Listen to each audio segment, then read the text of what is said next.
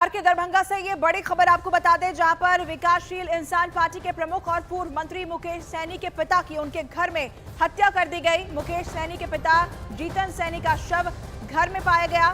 दरभंगा के घर में घुसकर धारदार हथियार से निर्मम तरीके से हत्या की बात सामने आ रही है। घटनास्थल पर पहुंचकर पुलिस अब जांच में जुट गई है। खबर यह है कि मुकेश सैनी फिलहाल मुंबई गए हुए थे और खबर मिलने के बाद मुकेश सैनी मुंबई से दरभंगा लौट रहे हैं। वो लगातार फोन पर घटना की जानकारी भी ले रहे हैं। बताया जा रहा है कि मुकेश सैनी के पिता जीतन सैनी घर में अकेले रहते थे और उनकी देखभाल के लिए 2 लड़के उनके साथ रहते थे, लेकिन निर्मम तरीके से उनकी हत्या कर दी गई। मुकेश सैनी के पिता जीतन सैनी का शव जो है वो उनके घर में मिला है। तो आपको बता दें कि वो अकेले ही इस घर में रहा करते थे, लेकिन 2 लड़के उनके साथ उनकी देखभाल के लिए थे। अब इस पूरे मामले की जांच शुरू हो गई है और इस मर्डर के बाद अब सियासत भी बिहार में गर्मा गई है। कानून व्यवस्था को लेकर सवाल खड़े हो रहे हैं कि नेता के पिता भी सुरक्षित नहीं है। मुकेश सैनी के पिता के घर में जिस तरीके से घुसकर बर्बरता और क्रूरता के साथ हत्या की गई है, उसके बाद कई सवाल खड़े हो रहे हैं। मुकेश सैनी जो मुंबई गए हुए थे, इस खबर मिलने के बाद अब वो दरभंगा लौट रहे हैं। लगातार फोन पर वो जानकारी भी ले रहे हैं।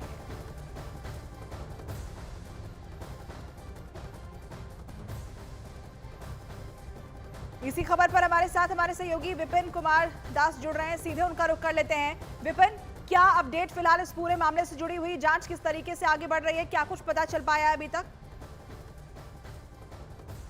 जी बता दूं कि जांच जो है धीरे धीरे आगे बढ़ रही है। मिथिला परिषद के डीआईजी जो है बाबूराम खुद यहां पहुंच गए हैं। उनके साथ एसएसपी जगुनाथ रेड्डी भी पहुंचे हैं। जो एसआईटी टीम है वो गठित कर दी गई है।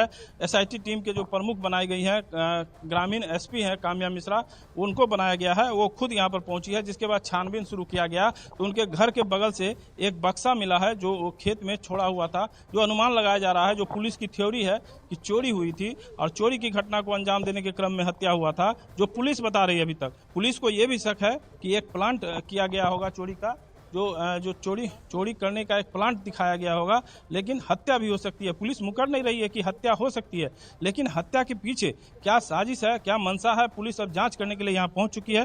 खुद यहां एसआईटी की टीम है, जो एफएसएल की टीम है सो पहुंच चुकी है। डॉग स्क्वाड भी पहुंच चुका है। सारा जो प्रशासन महकमा है और अगर हो सके तो कुछ तस्वीरें भी दर्शकों तक पहुंचाइए घटनास्थल से।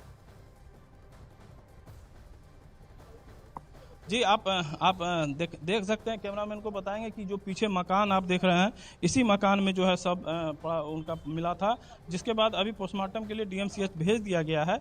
और जो मकान आप देख पा रहे हैं, ये अर्धनिर्मित मकान है। नीचे वो खुद रहते थे, ऊपर अभी बनाया जा रहा था। मुकेश सैनी ने खुद इस मकान का जो है निर्माण किया था।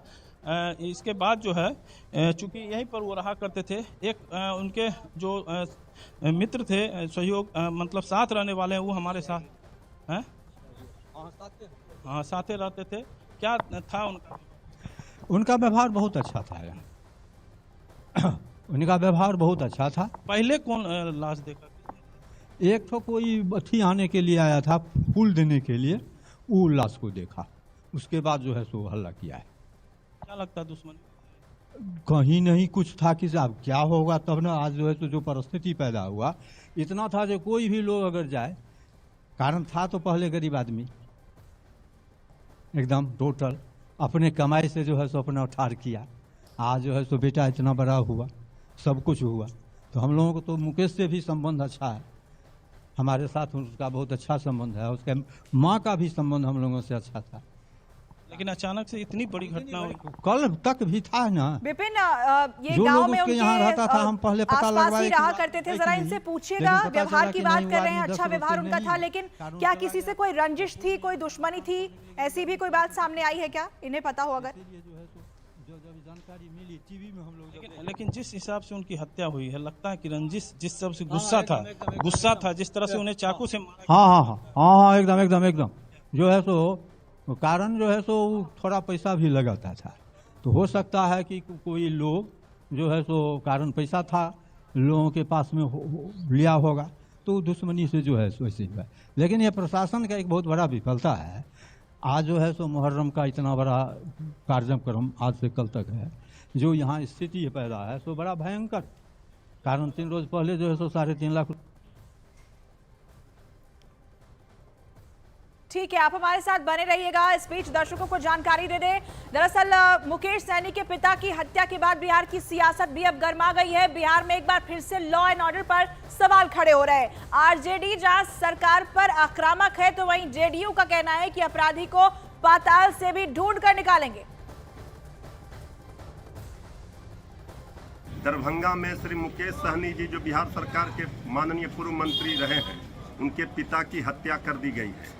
ये अत्यंत ही दुखद है और इससे हम लोग मर्माहत हैं, लेकिन शासन और प्रशासन में बैठे हुए लोगों को जवाब देना पड़ेगा। अब जनता शांत नहीं बैठेगी। जब राजनेता के परिवार सुरक्षित नहीं हैं, तो आम लोग तो भगवान भरोसे हैं। बिहार में अपराधी राज कायम हो गया है, अपराधियों का तांडव हो रहा है। और ये जंगल राज का राग अलापने वाले बीजेपी के लोग और एनडीए के लोग अब चुप क्यों हैं? आदरणीय प्रधानमंत्री जी, आदरणीय मुख्यमंत्री जी को जवाब देना चाहिए। ये महाजंगल राज, अपराधी राज बिहार में कायम हो गया है। डबल इंजन की सरकार में एक इंजन भ्रष्टाचार और दूसरा इंजन अपराध की ओर है। बिहार सरकार के पूर्व मंत्री मुकेश सहनी जी के पिता की हत्या ये निश्चित रूप से मर्मांतक है, दुखद है और पीड़ाजनक है।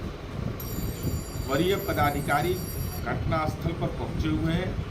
पुलिस तमाम तथ्यों की जांच कर रही है और साथ ही साथ जो भी अपराधी है, जिन लोगों ने ये पाप किया है, पाताल में भी रहेगा तो उसको खोज निकाल करके न्यायिक प्रक्रिया तक, उसको अंजाम तक पहुंचाएंगे। यह बहुत ही पीड़ाजनक है, मर्मांतक है, दुखद है। तो पाताल से भी खोजकर निकालने का दावा जरूर हो रहा है, लेकिन बड़ा सवाल यही कि हत्या के पीछे आखिर मोटिव क्या था? हत्या के पीछे चोरी वजह थी या फिर कोई रंजिश थी? देखिए, मुकेश सैनी के पिता जीतन सैनी की निर्मम तरीके से हत्या कर दी गई। धारदार हथियार से शरीर पर कई बार वार किया गया। शव के चारों तरफ खून बिखरा हुआ दिखाई दिया है। शरीर के कई अंगों को काट दिया गया। इतनी निर्ममता से, बर्बर तरीके से, क्रूरता से उनकी हत्या की गई है। और इस हत्या के बाद कई सवाल जो हैं वो खड़े हो रहे हैं। और पूर्णिया से सांसद पप्पू यादव ने बिहार सरकार पर इसे लेकर हमला बोल दिया है। उन्होंने दो टूक कहा कि पूरा राज्य अपराधियों के चंगुल में है, लेकिन केंद्रीय मंत्री गिरिराज सिंह ने भरोसा दिया कि अपराधी बचेंगे नहीं।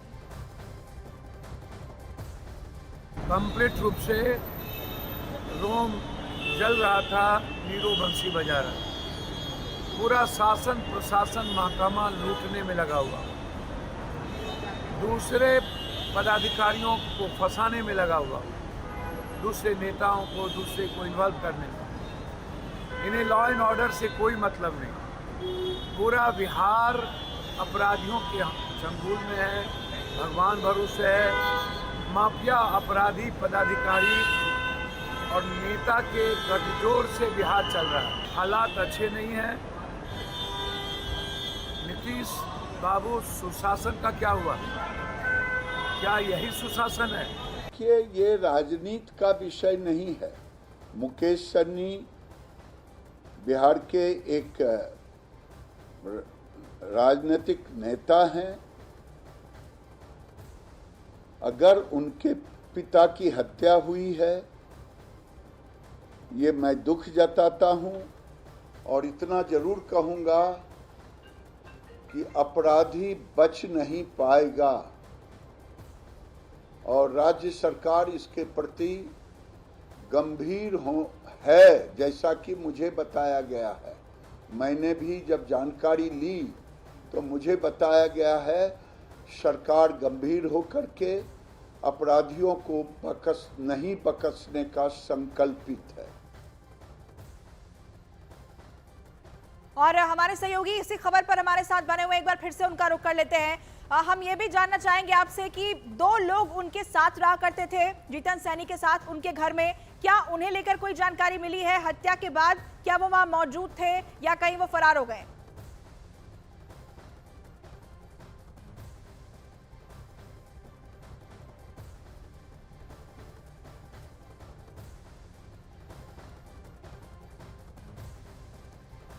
तो आपको ग्राउंड जीरो हम लिए चलेंगे, लेकिन हम उस घर की भी तस्वीर दिखा रहे हैं जहां पर जीतन सैनी रहा करते थे। और क्योंकि एक नेता के पिता की हत्या हुई है, घर में घुसकर क्रूरता से, निर्ममता से यह हत्या की गई है, बर्बर तरीके से यह हत्या हुई है, इसलिए सनसनी तो है ही, सवाल भी है। सवाल इसलिए कि लॉ एंड ऑर्डर को लेकर जिस तरीके से राज्य सरकार दम भरती है, सुशासन का दावा किया जाता है, वो आखिर है कहां।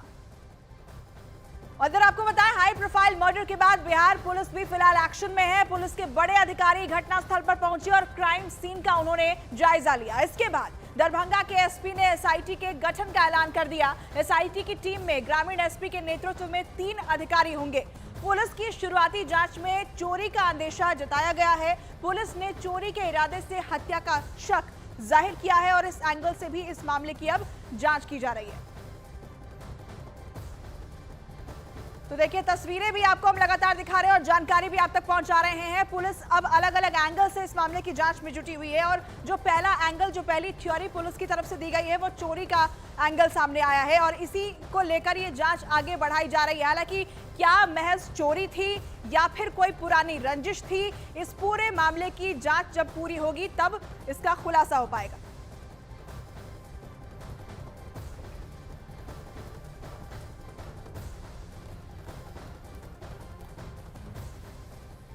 नमस्कार, आप देख रहे हैं न्यूज